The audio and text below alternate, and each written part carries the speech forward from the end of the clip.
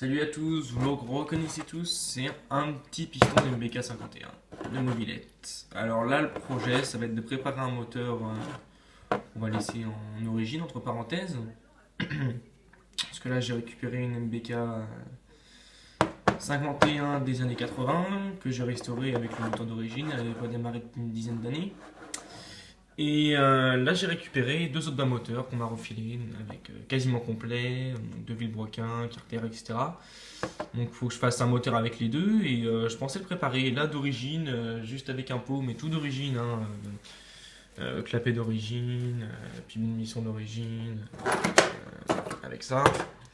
Bah, elle prend déjà 80. Donc, je trouve que c'est déjà pas mal, mais je me dis, avec une bonne prépa, on va peut-être dépasser les 100 km/h. On va voir. Donc je vais faire avec le matériel que j'ai, hein, parce que j'aimerais bien avoir une petite dramelle, je vais m'arranger avec la mère. Hein. Parce que j'ai une fraiseuse, mais elle commence vraiment à tirer la gueule. Donc bah voilà, hein, une petite vidéo, une petite succession de vidéos sur le projet, et puis en même temps je mettrai sur la mobilette que j'ai vraiment pas eu le temps de faire. J'ai travaillé 2 semaines dessus, mais j'ai vraiment pas eu le temps de faire des vidéos. Parce que mine de rien, je l'avais vraiment récupéré d'origine. Donc bah voilà. Je vais vous montrer à peu près le travail qu'il y aura à faire, vidéo, photo, et voilà, c'est parti. Alors voilà pour la suite, donc là j'ai déjà fait le basique, on va déjà supprimer ça la scie à métaux. Les deux côtés où c'est assuré. Après il y aura un travail, mais ça sera fait après, hein, quand il y aura le Villebrequin dans un carter et un cylindre pour voir où le piston s'arrête et où couper pour l'arrière. Donc on verra bien ce que ça va donner.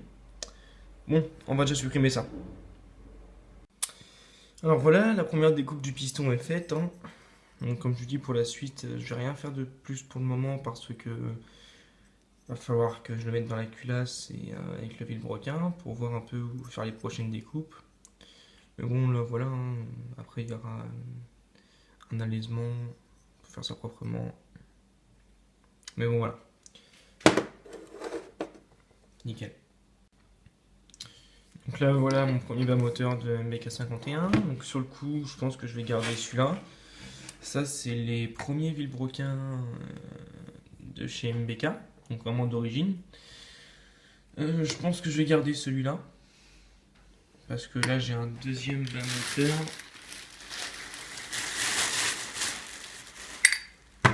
Mais avec les Villebrequin d'aujourd'hui, je puis dire.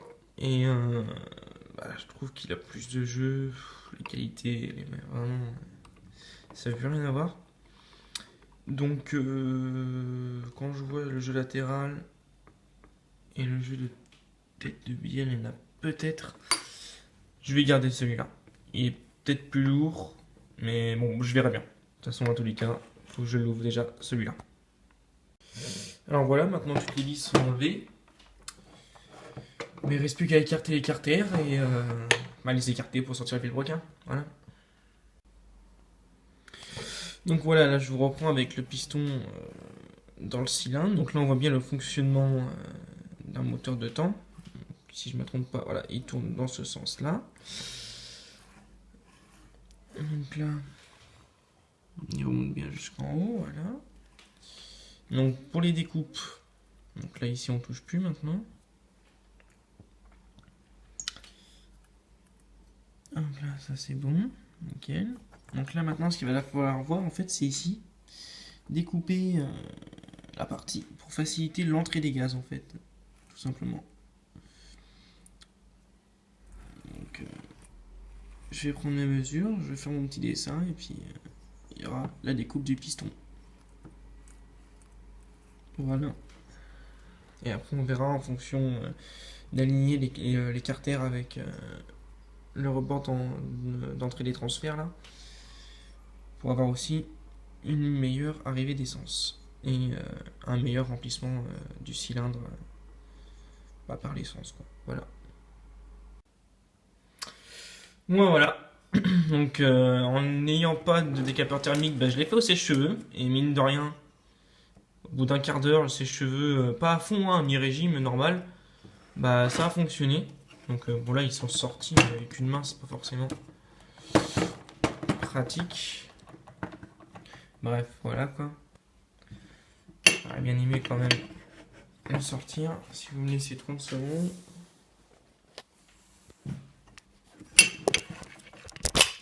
Voilà. Alors. Bon. Ça a pas l'air de trop tirer la gueule. On verra l'état des roulements.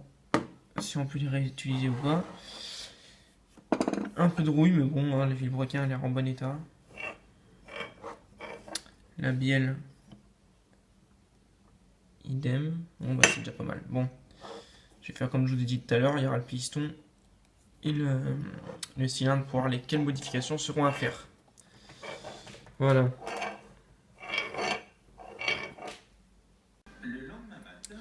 Donc là on voit où je vais devoir découper. C'est ce que je vais faire. Préparer ça déjà et puis... bah voilà quoi. Après on verra où ça va passer derrière. Alors mon cylindre... excusez-moi. Hop là. Au début je pensais repréparer ici mais en fait non, je vais juste casser, on va dire, le semi-arrondi qu'il y a pour que ce soit un peu plus pentu. Et je verrai pour aligner ça en fait au niveau des carters ici. Parce que j'ai l'impression avec mes mesures que ça tombe pile dessus. Ils sont plus fins ici, plus gros ici. Donc il y a un décalage de ça. Donc ça fera que je le récupère. Je ferai les marquages après quand j'aurai sorti le vilebrequin et reprendre ça à la fraiseuse. Voilà. Et voilà, les découpes ont été faites. Donc maintenant après il n'y aura plus qu'à tout attaquer à la fraiseuse. Hein. Et le piston sera fini. Donc là il faudra évaluer, l'alléger un petit peu. Bah voilà quoi, les choses normales. Je vous montrerai par la suite. Voilà. Comme on voit, il y a un petit décalage, donc ça va être à reprendre. Donc là, il va falloir un peu agrandir les transferts des deux côtés. Et pareil un peu pour l'arrière. Agrandir tout ça pour avoir la bonne correction. Puis je vais voir si je fais pas sauter le bout du carter ici, hein, pour aussi faciliter. Je vais voir. Je vais réfléchir. Voilà. Alors voilà pour la petite prépa piston. Elle est terminée. Bon bah terminé, oui et non, hein. Je vais finir de reprendre après, mais bon, le principal a été fait. Ce sera juste maintenant reprendre les rebords, peut-être arrondir un peu ça pour l'alléger un peu, puis reprendre un peu à l'intérieur, mais j'ai pas envie non plus de trop l'alléger parce qu'après, il risquera d'être trop fragilisé aussi, donc je fais juste le minimum. Je sais que déjà, ça sera déjà mieux. Voilà. Donc sinon, ce que j'ai commencé, les transferts. Bon déjà, l'arrière, on fera finir après hein, la lime, etc. etc. Hein. C'est vraiment que le début. Donc sinon, j'ai bien regardé. Et j'ai vu en fait que ici ça pouvait arrêter un peu. Donc je pense pareil enlever 2-3 mm pour l'arrondir. Pour casser en fait l'arrivée d'essence. Parce que ici, ça, non, c'est le contraire justement. J'ai des bêtises. Ici, ça casse l'arrivée d'essence et je veux que ce soit plus fluide en fait. Que ça file directement. Pareil ici. On va supprimer un peu tout ça parce que après, ce sera plus l'admission d'origine. Ça sera du pony. Donc, bah voilà. Hein, déjà ça. J'ai déjà attaqué ça. Puis de toute façon, je vous reprends pour la suite, pour le reste du travail. Voilà. Donc là, voilà. Je protège le roulement. Parce que j'ai pas envie de les changer. Puis ils sont bons. Donc, bah, je vais bien voir, là je vais attaquer déjà comme ça jusqu'ici. Je pense que je vais arriver jusqu'à cette partie là en fait. Mais bon, il faudrait que je la protège aussi. Je sais pas trop comment. Ça me fait chier d'enlever les roulements en fait. Parce que les joints spi sont bons aussi. J'ai vraiment pas envie de les changer. Donc, bah, je vais voir comment je vais le protéger. Avec une pointe ou un bouchon de liège. Je sais pas du tout. Je vais voir. Ou alors après, je passerai un coup de soufflette à l'intérieur. Je pense que ça sera le seul moyen pour obtenir quelque chose de propre. Voilà. Donc là, pour faciliter l'arrivée d'essence, je vais à peu près arriver au même stade que ça. Voilà. Je vais essayer, je vais voir. Bon, voilà. Donc maintenant, il va falloir tout chromer, nettoyer. Donc là, j'ai cassé l'angle sur mes deux carters. Donc là, il va falloir que je passe un coup de lime vite fait pour égaliser tout ça et puis après tout polir. Donc là, ce que j'ai vu aussi sur les carters, je sais pas ce qui est arrivé, c'est ici. pas si je vais reprendre, parce qu'après ça va faire trop gros. Je sais pas, je vais voir. Donc déjà maintenant, comme vous avez vu, moi ce que j'ai pris c'est un disque à meler en fait. Parce que j'ai vu que les autres c'était trop court, et puis bah du coup j'allais comme ça tout doucement, puis j'enlevais de la matière. C'est beaucoup plus rapide. Voilà. Donc là voilà, on voit un peu mieux. Comme je dis, je repasserai un petit coup de lime, là j'ai nettoyé. Juste petite mauvaise surprise moi sur l'autre carter, parce que celui-là j'ai le joint spi apparemment qui est mort. Donc je vais voir si je peux récupérer sur un autre moteur. Et bah sinon bah voilà, comme je disais tout à l'heure, je sais pas ce qui s'est passé ici. Donc je pense le reprendre. Au moins atténuer un peu les marques. Puis voilà, donc là j'ai repris l'admission. Bah voilà quoi. Vous voyez un peu le travail. Remplacer le petit joint spi, vraiment la misère à mettre sur ces petits trucs là. Par rapport à M6 ou Derby. Donc là je vais remettre l'ancien roulement. Il est nickel, il n'a pas de jeu, rien du tout. Donc l'écriture toujours vers le carter comme ça. Celui-ci ne faut pas se tromper parce que sur ceux-là ils sont un peu bavurés si je puis dire. Donc la prépa carter, bon, bah voilà, hein, j'ai juste cassé l'angle. Déjà pour l'arrivée d'essence et puis il faut que je finisse le cylindre pour qu'il tombe pile au bon endroit ici. Donc déjà je vais, avant de reprendre mes mesures, je vais déjà remettre ça et puis fermer les deux carters comme ça. Donc voilà, donc là le petit joint Speaker qui peut vous servir, ça m'a coûté 2,90 € et la pochette de joint complet, ça coûte vraiment pas cher, hein, 3,90 €. Donc vous voyez, c'est vraiment que dalle, il y a vraiment tout. Voilà. Donc voilà, je vous reprends pour la suite. Donc voilà, je vous reprends ici parce que c'est beaucoup plus clair aussi. Donc là on voit bien que j'ai un peu poli, donc là on voit bien sous le coup comment j'ai cassé pour l'arrivée d'essence. Niveau joint spi, donc là ce que je vais faire, hein, comme j'ai pas de décapeur, c'est cheveux, il est tout noir, on a un casseur à gueuler. Donc là le roulement, ça va être juste les autres que je remets, et là j'ai pris un roulement de Derby qui est un peu plus gros, mais bon c'est pas grave, ça sera pour taper après sur le roulement pour l'enfoncer. Donc d'abord faire chauffer pendant 5-10 minutes quand même le carter avec le sèche-cheveux, je dis pas à fond, à mi-régime, normal, position 1. Pour chauffer les carters, vous verrez déjà ça change beaucoup de choses, voilà. Alors là voilà, on se reprend, donc comme on voit ici, là bon, maintenant c'est bon, ça passe tout seul, ça va jusqu'au fond, j'ai encore un peu à reprendre ici, ça n'a pas encore été fait. Ici bon maintenant c'est nickel, ça passe tout seul là. Donc, en fait il faut aligner ces transferts en fait, si vous voulez vraiment savoir à peu près à quoi ça correspond une prépa carter, c'est ça. Donc, ici bon voilà, j'ai facilité l'arrivée d'essence. Après ça dépend de vos carters, ça vous de regarder à peu près à quoi ça correspond. Ici, bon là j'ai encore à reprendre, donc je vais le marquer avec un marqueur pour savoir ce que j'ai à reprendre avec la fraiseuse, et puis voilà.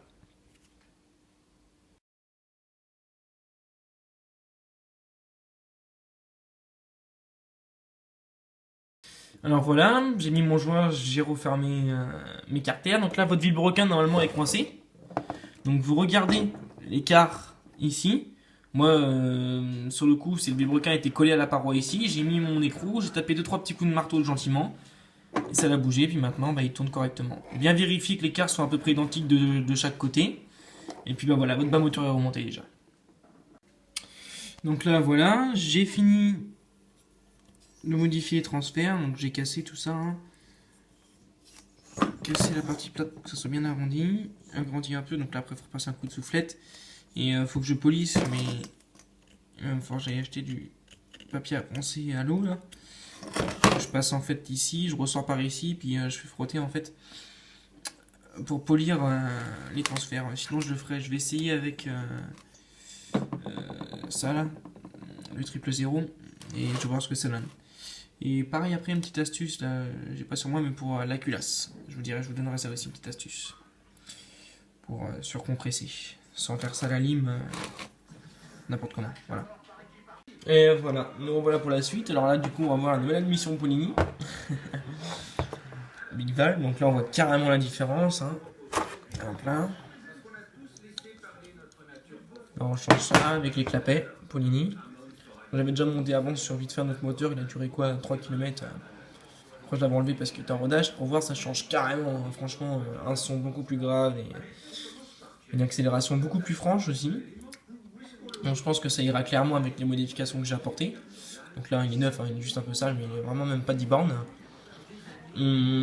Grosse misère à installer. Grosse misère à installer. Franchement je dirais pas comme ça, mais les vis ça passe pas. Faut vraiment des tout petites vis, mais faut visser en même temps le rapprocher. C'est vraiment une belle galère à installer. Hein. Franchement, Ouais, c'est vraiment pas très pratique, mais bon. C'est vrai que le moteur là, il est sorti, je vais pouvoir installer ça proprement, correctement. Bon, j'ai plus de pâte à joint, je vais enlever celle-là, j'espère que ça va tenir. Normalement, ça devrait le faire bien serré. Voilà. Allez. Et voilà, maintenant qu'elle est installée, on voit bien la différence. Hein. Émission d'origine, émission Polini, c'est nickel. Enfin, je nettoie tout ça de toute façon. On voit tout de suite la différence. Hein. Donc, je vais voir ce que j'ai en carburateur. Peut-être un 19, je sais pas. Je vais mettre un 19, mais il me manque le boisseau, donc je sais pas si je vais monter ça. Je verrai bien. Pour le moment, il va falloir que je retrouve une cale à piche, j'en ai plus pour caler l'allumage. En même temps, je ferai un petit tuto hein, pour regarder comment caler l'allumage, faire ça proprement quand même. Donc là, voilà, on se reprend. Je viens de monter l'allumage. Bah, je viens de le monter. Le préparer, j'ai mis les deux tiges filetées là, les deux goujons, voilà. J'ai revérifié, donc j'ai tous mes fils, je vous mettrai un petit schéma, ça pourra vous aider. Donc le calage de l'allumage, il sera fait prochainement, mais pas pour le moment, parce que j'ai pas encore ma cale à pige. Et ben voilà, déjà pour le moment. Après, je vous montrerai comment caler l'allumage, comment vérifier l'ouverture du rupteur, etc., etc. Voilà. Alors voilà pour la suite. Alors là, je vais juste vous expliquer comment tester vos allumages sans la système de bougie en fait. Donc là, moi je l'ai mise dessus, mais je vais pas m'amuser à l'enlever. Cette cosse là qui sort directement de l'allumage à rupteur, sans celle-là, parce que normalement celle-là. Voilà, normalement vous avez votre allumage comme ça, sans la cosse là. Même sans l'avoir calé, vous pouvez déjà mettre ça. Vous mettez la cloche, vous le serrez, vraiment sans le caler, hein, on s'en fout. Et vous faites tourner la cloche à la main, et ce bout de fil là, qui sort, vous le mettez directement dessus. Et vous verrez, ça fera des étincelles. Ça va lancer le courant que fera fera l'allumage, comme ça vous serez sûr qu'il fonctionne. Si vous le faites plusieurs fois, vous n'avez pas d'étincelle, c'est qu'il y a un souci. Moi donc j'ai mon étincelle, c'est nickel. Donc comme là je vais juste tester le moteur comme ça sur table entre parenthèses. Là je fais ma masse moteur qui va directement là-dessus. Ici, si au cas où vous voulez faire comme moi, vous voulez pas d'autres comment dirais-je, pas de lumière, pas de clignotant, rien du tout, juste une masse moteur pour avoir l'étincelle. Et bah le fil qui sort d'ici, le deuxième Lacoste, vous le mettez directement sur votre bobine, ça fait votre masse moteur. Normalement il n'y a pas de souci. Voilà. Bon bah voilà, je vous reprends pour le calage de l'allumage à rupteur pour la moto bécane. Donc déjà une cale à pige. Moi c'est les mêmes que les Busetti, c'est une turn, hein, c'est pour 10 € moins cher, donc voilà quoi. On va pas trop chipoter. Donc déjà ce qu'on va faire, on va la caler à 0.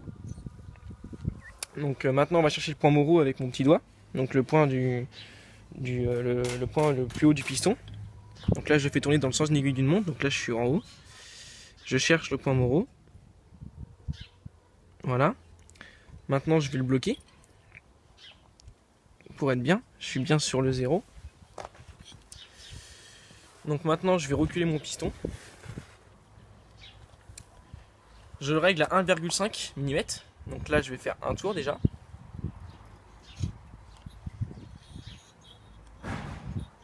Là je suis déjà à 1 mm.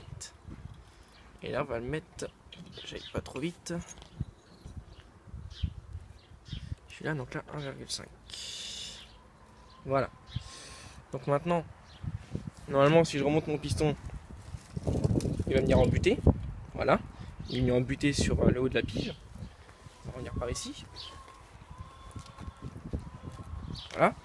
Donc maintenant j'ai mis un bout de feuille à rouler pour les cigarettes dans le rupteur que j'ai réglé avant l'écartement à 35 avec les cales Facom. Donc là je prends le haut et maintenant en tirant légèrement sur la feuille, je vais venir chercher l'ouverture de mon rupteur. Voilà. Et il est sorti tout seul. Donc là mon allumage est calé à 1,5. Je vais prendre mon petit marteau gentiment.